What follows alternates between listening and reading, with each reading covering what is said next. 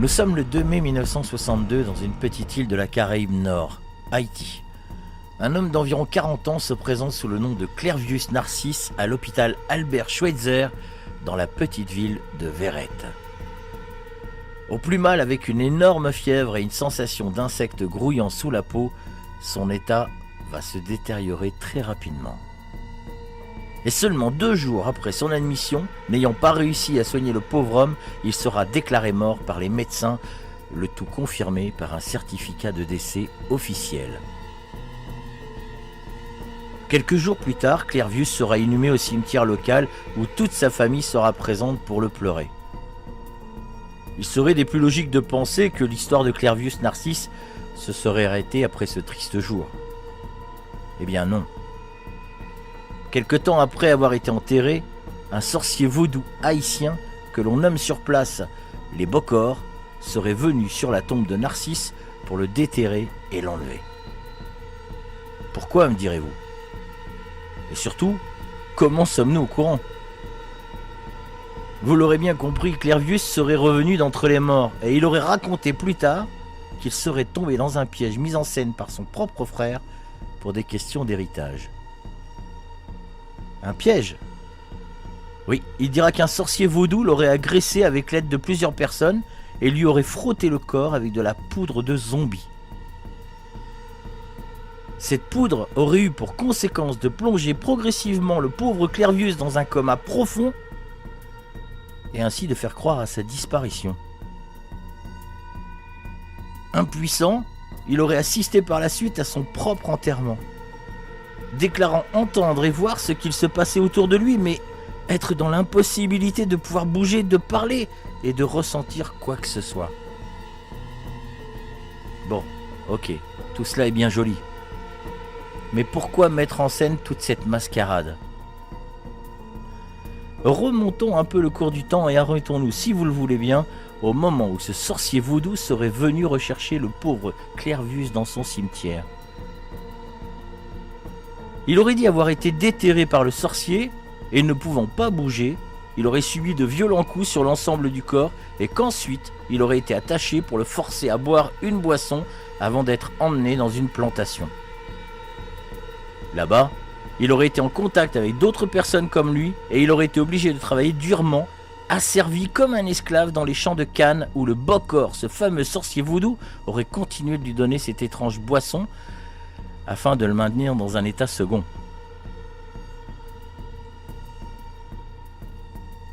Clervius restera prisonnier pendant 2 ans.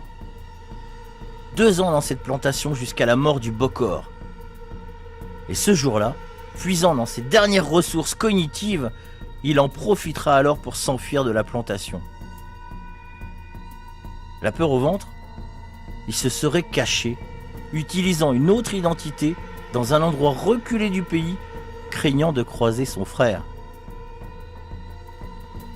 Les années se seraient écoulées les unes après les autres, et ce n'est qu'à la mort confirmée de son frère, soit 18 ans plus tard, qu'il se serait décidé à retrouver sa sœur pour lui révéler enfin sa véritable identité.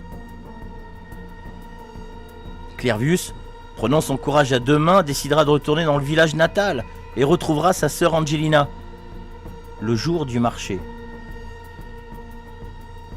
Il s'approchera d'elle, doucement et poliment, et commencera à se présenter et à lui raconter son histoire. Autant vous dire que convaincre Angelina allait être très difficile. Le pauvre homme tentera par tous les moyens de lui prouver son identité et il ira même jusqu'à rappeler son surnom d'enfance que seul connaissait. La femme prit peur. Elle quitta le marché et décida d'aller prévenir tout le reste de la famille. Encore plus méfiant qu'Angelina, c'est au bureau de la police que tout le monde allait terminer sa journée afin d'éclaircir cette histoire. Une enquête sera ouverte. Et là, étonnamment, celle-ci prouvera que Clervius Narcisse était bien celui qu'il prétendait être. Peu avant son véritable décès en 1994, Clervius racontait encore son histoire. Il disait se souvenir des médecins annonçant sa mort et du Bokor qui allait le déterrer. Après.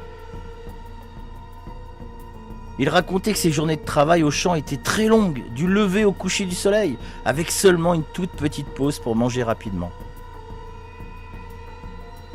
Il disait aussi que le cruel Bokor avait été tué par un des zombies qui, ne supportant plus cette situation, se serait révolté et que c'est après cet événement que son corps aurait trouvé la force pour s'enfuir. Clervius justifiera ses 18 années avant de revenir avec une violente dispute qu'il aurait eue avec son frère, quelque temps avant cette mystérieuse maladie. Il pensait que tout ce qui lui était arrivé était de sa faute, et par peur, il préférera attendre sa mort avant de revenir. Alors bien sûr, quand on parle de zombies, on pense tout de suite aux séries télévisées comme Walking Dead, ou bien à des films de série B. Mais attention, la croyance des zombies n'est pas nouvelle. Elle remonterait à plusieurs centaines d'années, à Haïti et encore plus en Afrique. Le mot zombie viendrait du créole nzombi, signifiant l'esprit d'une personne morte. Pendant la période sombre de l'esclavage, les croyances africaines ont évolué sur Haïti, ce qui aurait eu pour conséquence de créer une branche de la religion vaudou. En 1804, Haïti, comme toutes les autres îles de la Caraïbe, voulut reprendre sa liberté et une révolution s'engagea pour chasser les Français afin de mettre fin à l'esclavagisme. Et c'est à ce moment-là que ces fameux sorciers vaudous, les Bokor, en auraient profité pour prendre une place importante dans la culture haïtienne. Certains scientifiques ont étudié le cas de Clervius Narcisse. Ils pensent que ce dernier aurait pu ingurgiter un mélange de narcotiques afin de simuler sa mort. Ce qui pourrait être tout à fait vraisemblable, car des narcotiques comme la tétrodotoxine et la bufotoxine, que l'on peut trouver facilement dans certaines variétés de crapauds et de poissons globes, lui auraient été administrés afin de le plonger dans un état de coma profond. Les scientifiques auraient rajouté aussi que l'utilisation du datura stramoine, un délirant toxique très puissant, expliquerait aussi comment Clervius a pu perdre 18 années de sa vie. L'un d'eux, White Davis, un anthropologue et ethnobotaniste originaire du Canada, basera ses recherches et ses théories concernant les zombies haïtiens sur des poudres utilisées par les Bokor. Il dira que ces substances qui ont été ingurgitées permettent de plonger les victimes dans un état second alors qu'elles sont encore pleinement conscientes de leur environnement. Malheureusement pour Davis, ces études sur les individus zombifiés d'Haïti ne seront jamais acceptées par la communauté scientifique. Selon les autorités officielles, Haïti compterait environ 1500 zombies encore de nos jours. Mais selon certains anthropologues, ce chiffre pourrait grimper très rapidement puisqu'ils l'estiment en fait à 10 fois plus. S'il y a bien une chose dont je suis sûr, c'est qu'ayant passé plus d'une décennie de ma vie dans ces îles caribéennes, je peux vous garantir que cette religion est toujours bien ancrée dans les croyances locales. Et j'ajouterai même qu'elle trouve encore de l'écho dans certaines îles françaises de la Caraïbe.